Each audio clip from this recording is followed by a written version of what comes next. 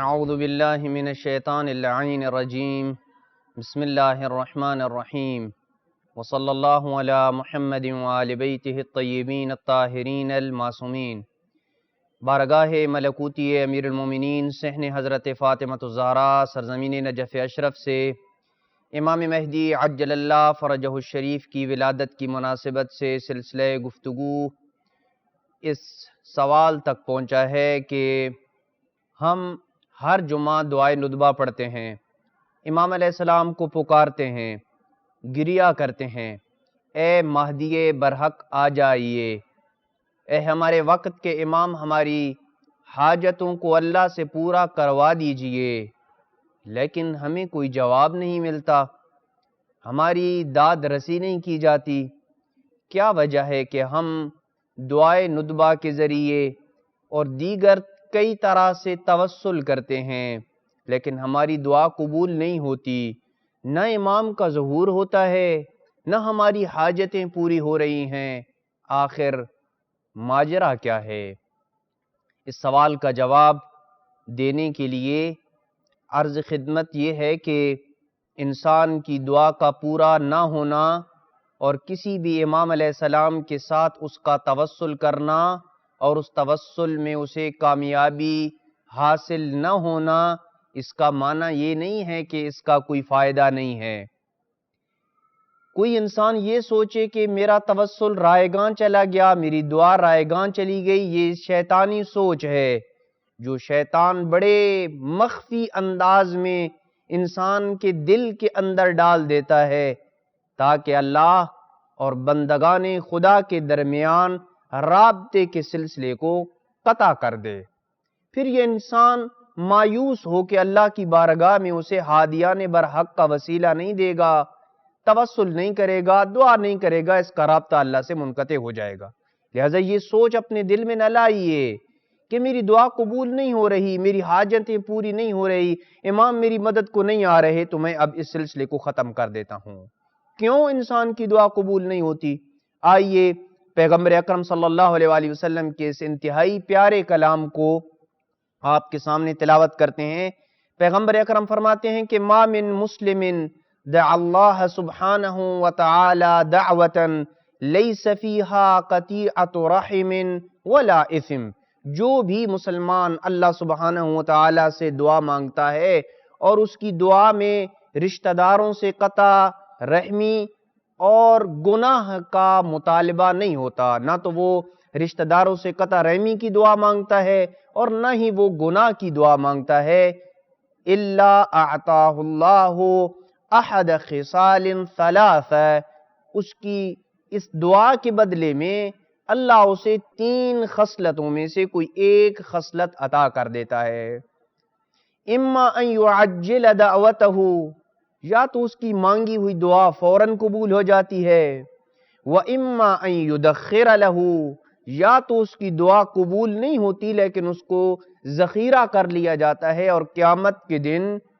اس کے بدلے میں اسے بہترین اجر عطا کیا جاتا ہے، وَإِمَّا أَن يَدْفَعَ عَنْهُ مِنَ السُّوءِ مِثْلَهُ، یا پھر کسی مصیبت اور کسی برائی کو اس بندے سے ٹال دیا جاتا ہے۔ قالوا یا رسول اللہ اذن نکثر، اصحاب نے کہا اے رسول خدا پھر کیا ہم زیادہ سے زیادہ اللہ کی بارگاہ میں دعائیں مانگیں؟ قال اکثروا، زیادہ سے زیادہ دعا مانگا کریں۔ پس دعا کی قبولیت میں کون سی مصلحت ہے یہ مجھے اور آپ کو علم نہیں ہے۔ عین ممکن ہے کہ ایک چیز جس کو میں صبح و شام گڑ گڑا کے ائمہ اہل بیت کا وسیلہ اور واسطہ دے کے توسل کر کے مانگ رہا ہوں، عین ممکن ہے کہ اس میں میرے لیے مصلحت نہ ہو، اس میں میرا نقصان ہو، لہٰذا میں اس دعا کی قبولیت کے اندر پوشیدہ مصلحت کو نہیں سمجھتا، اور یہی وجہ ہے کہ امام زمان عجل اللہ فرجہ شریف نے دعائے افتتاح میں جو جملہ ارشاد فرمایا وَلَعَلَّ الَّذِي أَبْطَأَ عَنِّي هُوَ خَيْرٌ لِّي لِعِلْمِكَ بِعَاقِبَةِ الْأُمُورِ، اور شاید امام علیہ السلام فرما رہے ہیں کہ شاید میری دعا کا تاخیر سے اور دیر سے قبول ہونا اس کی یہ میرے لیے بہتر ہے، اس وجہ سے کہ اے اللہ امور کی عاقبت اور انجام کو تو جانتا ہے، کہ انجام کیا ہوگا اس کو تو بہتر جانتا ہے، شاید دعا کی قبولیت دیر سے ہونا یہ میرے لیے بہتر ہے۔ اور اس چیز کو اگر اس طرح واضح کروں کہ امام زمان عجل اللہ فرجہ شریف کا ایک انتہائی محب ماننے والا آذربائیجان میں رہتا تھا، بوڑھا تھا، اس کو اللہ سبحانہ وتعالیٰ نے اولاد نرینہ نہیں عطا کی تھی، اس نے امام علیہ السلام کی طرف 3 خط لکھے جس میں کہا کہ مولا اب میں بزرگ ہو گیا ہوں، مولا اب میں بڑا ہو گیا ہوں، بزرگ ہو گیا ہوں، مجھے اللہ سے کوئی اولاد نرینہ دلوا دیجئے، میری یہ حاجت پوری کروا دیجئے۔ امام علیہ السلام کی طرف 3 خط اس نے لکھے، کوئی جواب نہیں آیا۔ چوتھی بار اس نے پھر جب خط لکھا تو اس میں اس نے کہا کہ مولا میں نے 3 بار آپ کو خط لکھا ہے، آپ نے میرے ایک خط کا بھی جواب نہیں دیا، میں بوڑھا ہو گیا ہوں، میرا وارث کوئی نہیں ہے، میں چاہتا ہوں مجھے کوئی اولاد نرینہ ملے، آپ اللہ سے دعا کیجئے تو مجھے اولاد نرینہ ملے گی۔ امام علیہ السلام نے جواب دیا کہ ہم نے اللہ سے دعا کر دی ہے اور اللہ آپ کو اولاد نرینہ سے نوازے گا۔ اور یہ جملہ امام علیہ السلام نے اس خط میں لکھا، اللہم ارزقہ ولدا ذکرا تقر بہ عینہ، اے میرے پالنے والے میرے اس محب کو، میرے اس شیعہ کو اولاد نرینہ عطا کر جو اس کی آنکھوں کی ٹھنڈک ہو۔ تو قاسم کہتا ہے کہ کچھ عرصہ گزرا تھا کہ اللہ نے مجھے اولاد نرینہ سے نوازا۔ پس قاسم بن علا پہلی 3 بار